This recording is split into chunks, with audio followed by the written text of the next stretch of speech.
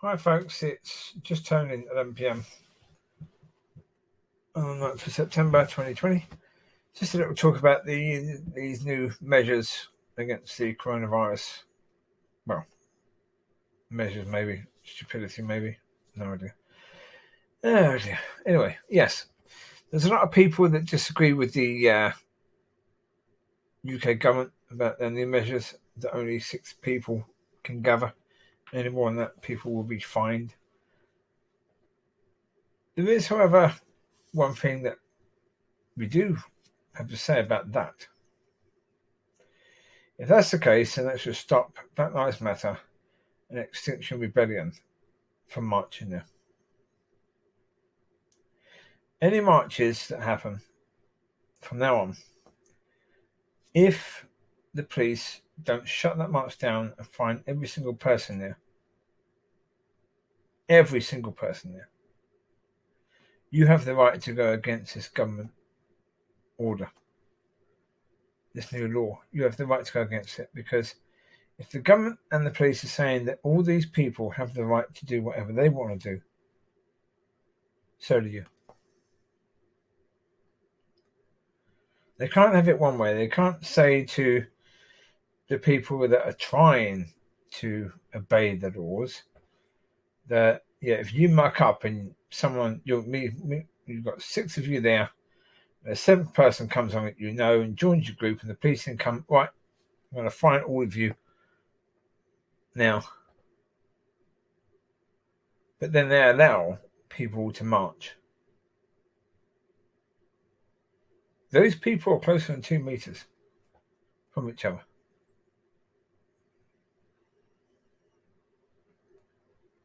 So, realistically speaking, they're governing. The marches are gatherings of people. If they're gathering, they need to all be fined, the march shut down immediately. No more of this waiting to see what happens. No more let's try and deal with them later. Shut it down immediately. Because you cannot say one rule for them, one rule for everyone else. That's bang out of order. That's really a government that is scared stiff of tackling these people that march. Excuse me, grow some balls and deal with this. If you're saying only 6 people, then okay, that's fair. All right, okay. But it's got to mean everyone. And you've got to be willing to use the authorities that you have available to you to stop mass gatherings like marches. Like Black Lives Matter or Extinction Rebellion. Deal with them now.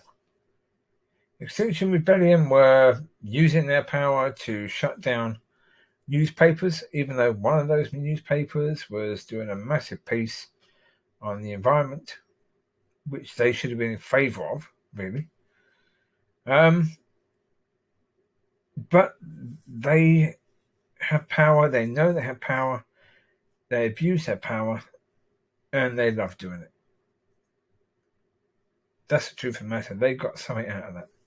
The fact that they had an impact on whether those newspapers could print. Oh, they love that. They loved it. It's the same with Black Lives Matter. They're now talking about going into politics and putting some of their members, up in the next elections.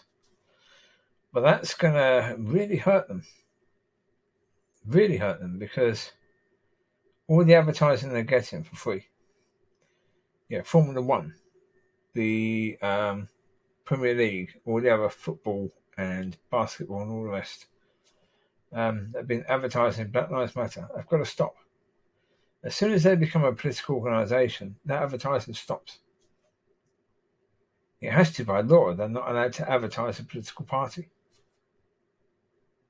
So here we have Black Lives Matter now basically shooting themselves in the foot, because they are so arrogant now that they think that they can be, the leaders of the free world through democracy, even though they're the ones trying to kill off democracy.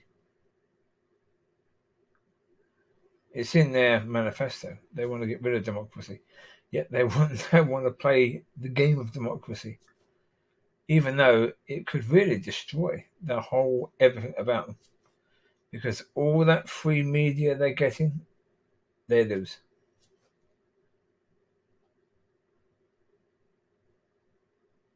So it's going to be interesting, and we're going to see that situation pretty soon. There's going to be efforts to march, and we'll see what the British government are willing to do about it. So if they do nothing, if the British government do nothing about people gathering in mass, then they can't complain about other people gathering in more groups than 6. They just can't complain about it. If they're saying it's okay to gather in groups of 1,000, then they can't really say it's because of coronavirus that we're going to stop people gathering in groups of more than 6. And the reason why it's quite likely that may be stupidity, that decision making, is because things were opened up a little bit. Now, when things are opened up a little bit, it means that people will get the virus.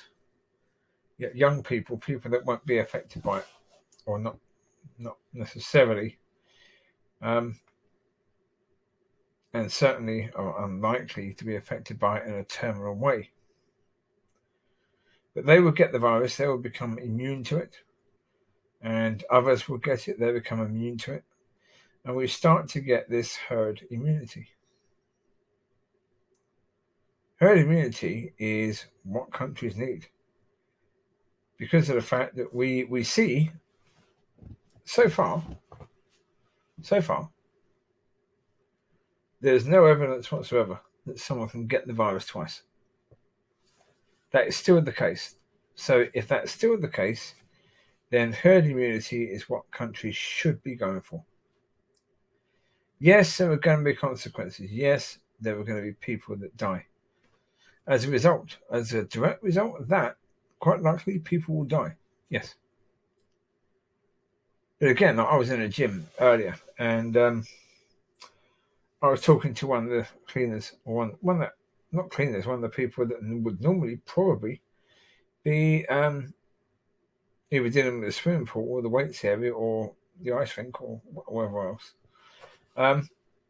But speaking to that person about the fact that even the vending machines are off.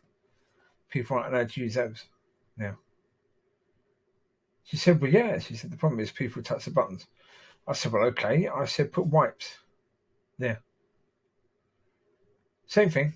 Put tissues there with that spray stuff so people can spray over before they touch. Spray it, wipe it before they touch, right? Everyone does that. Have a little notice saying spray and wipe before you touch. Right? She said, yeah, but not everyone would do that. I said, well, then that's tough luck, isn't it?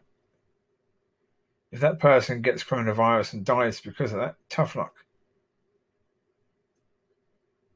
You are responsible for the decisions you make. So when the sign says spray and wipe before you touch, then spray and wipe before you touch. Simple, really, not complicated. Yeah. Instead, what they're doing is they're doing what they've always done. And they're doing what churches have done. They lower everything to the lowest denominator. To the most stupid people. That's why there's this 6. It's why the government said no meetings of more than 6 people. Because you have idiots. You have people that are that stupid that they cannot be responsible for themselves. They expect everyone else to be responsible for them, and they will moan like crap. Yeah, what is it? There was a father who they took his kids to visit his father. His father got coronavirus and died because of it. Then the father's moaning that he didn't know his children had the virus, and there was no way to know his children could have the virus. So, excuse me, we all know, don't take children to see your grandparents right now. There is something called a coronavirus. And we all know that children have it, but won't necessarily show symptoms of that. We all know that. The fact that you didn't give a damn before your father died, but do now, is the problem.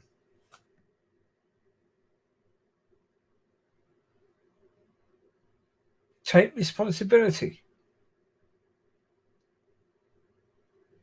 We all know that there's something called the coronavirus. We know kids can get it. We know that they, generally speaking, don't show symptoms of it.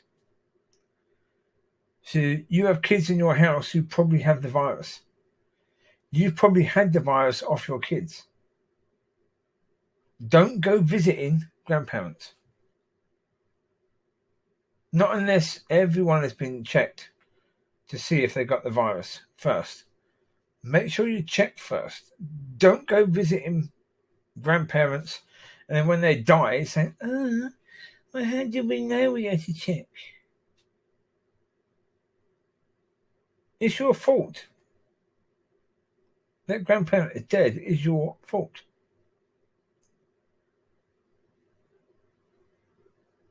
I mean, generally speaking, even as a grandparent, I'd say if I was an older person, I'm not quite at that age, but if I wasn't that age, anyone wanted to visit, I'd say no. Not unless I know that you are free from the virus, you're not coming in, I'm sorry. That's my landlord, or the previous landlord, I'm not sure if the property sold, but the previous landlord, I hope he gets the virus and dies. And the reason why I hope that is because while we had the virus, he was showing people around the property against my will. The landlady, the people upstairs, came from England. She travelled by car. She would have stopped at various places, to get food or to top up the petrol, maybe to visit people. She could easily have got the virus from any of those places where she stopped, easily. Maybe she didn't, but she could have done. He let her in to view the property. He's supposed to give me notice that he's going to come in. It's supposed to be by agreement. He didn't care about that at all. So, yeah. Let's tone it down. I hope he gets the virus and he has a really bad time for it. Lives, but appreciates the fact that maybe you shouldn't be putting people at risk of getting the virus.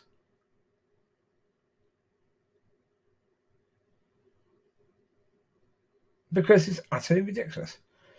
This virus is there, but if you keep your face mask on, if you wash your hands, but again, I will state one thing very clearly.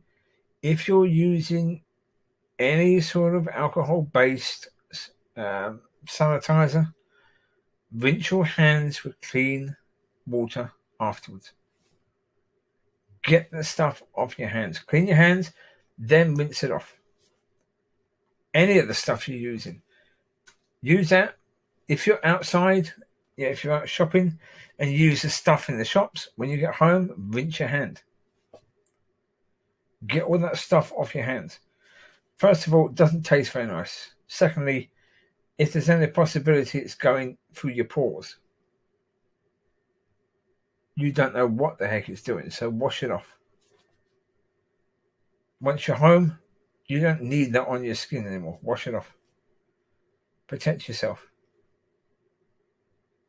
But protect yourself also from the impact of sanitizing all the time.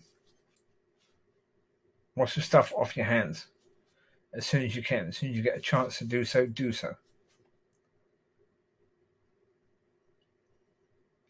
And realize that certain places like public toilets, where there are public toilets, when you open the door, you have to understand it's quite likely that as soon as you touch that door handle to get out of there, you could very well have that virus on your hands. You could very well have that. Because people, not just the virus, but pee and excrement, you could easily have on your hands because, yeah, they're not the cleanest of things, are they? Toilet door handles. So don't expect them to be. Don't expect because you wash your hands on a regular basis that that's enough. Yeah. Just don't. All right, but as I say, with most people, you get the virus, you'll be fine. But if you're over a certain age, you've got to be wise. You've got to have wisdom if you want to live, that is. If you want to continue living, then understand that this virus is very dangerous to you. If you're 70, 80, 90, the older you are, above 60, 65, the more at risk you are of dying from this virus. So just understand that there are risks. And do what you can to control that and to say, right, I'm not going to put myself in that situation. So, yeah, they could open everything up. And they should open everything up. Because there's a video here, Dan Wootton on Talk Radio had Nigel Farage on, and they were talking about you can't close down the whole country to protect those that may be at risk. And you can't. You shouldn't. The most ideal thing to do is get herd immunity for everyone else in the country who's not at extreme risk. Then, once they've got herd immunity, those people who are at risk can come out to play. Because now everyone else has got immunity and they're not going to get the virus, are they? They've already got it. They've already had it. It's gone. Basically gone out of the country. The only way it comes in is for people bringing it in from abroad, and as long as you keep an eye on that, you test people when they come in. But testing has got to improve. In other countries, they have tests where you take the test, and within a couple of minutes they can tell you whether you're positive or not. UK government doesn't have that. They're clueless as to what they're doing right now. And the Scottish government, even worse. They're basically rely upon the English government. And if the English government haven't got a clue, the Scottish government are even clueless. Even more clueless, should I say. But yeah, so it is what it is. It's something which needs to be addressed. As I say, realistically speaking, the wisest move is to open everything up. Open everything up, but with the understanding that, a few of you are going to get sick. All of you are probably going to get the virus if you haven't had it already. Most of you will have no symptoms of it whatsoever. Some of you will have mild symptoms. Some of you will have the more heavier symptoms. A few, maybe a few hundred will die from it. 200 to 300 will die from it. Now, of course, for those 200 to 300 people and for the families of those people, that's terrible. It really is, and it's... But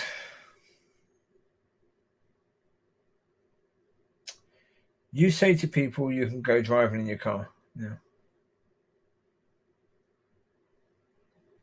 In the same period that 200 to 300 people could die of the coronavirus if you open things up in the UK completely. Have people go back to work normally. Do things normally. Sit in restaurants normally, sit in bars normally. Forget social distancing, right? Just go back to normal, the way it was beforehand. Yeah. But have the most vulnerable people protected from that. You have to isolate. If you're one of the most vulnerable people, you have to isolate. If you're over 60, 65, or you have conditions which make you vulnerable, you have to isolate. The rest of the people that are younger, fitter, more able, you go back to life. In that period of time where 200 to 300 people may die from the virus, if they're driving their cars and they're living their life normally, they may die anyway through RTAs. There's a very good chance that 200 to 300 people will die in the next couple of weeks in the UK from RTAs. Do we stop people driving as a result of that?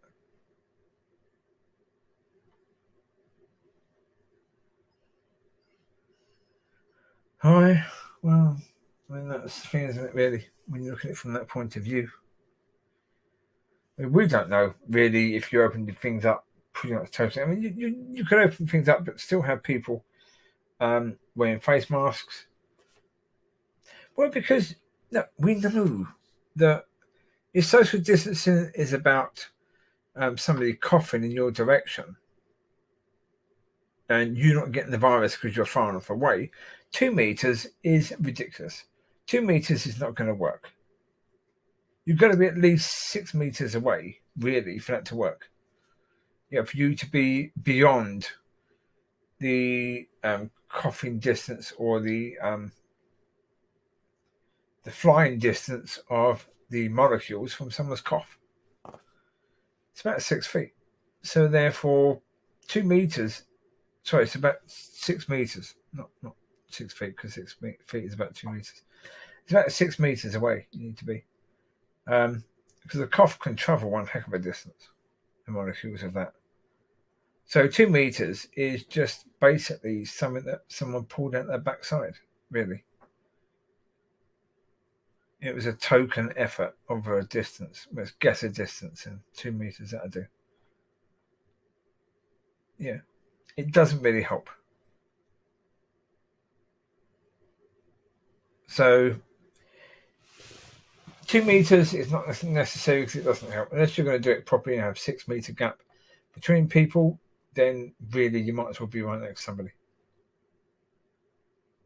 No major issue at all. I mean, well, for example, they talk about the numbers of COVID cases increases and the increases in deaths.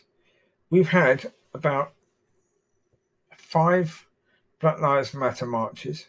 We've had 2 or 3 Extinction Rebellion marches. We've had a Brexit march as well in the last month. And yet, we've had all these people gathered together in close proximity to each other. And yet, there doesn't seem to be a massive rise in deaths or serious cases of COVID. And yet COVID would have been in those crowds and probably went from person to person. A lot of those people that went on those marches are probably immune now to COVID. So there you go. Right, I've said all I need to say really about that, so I don't think there's anything else to say. So you take care, God bless, and I will speak to you soon. Bye bye.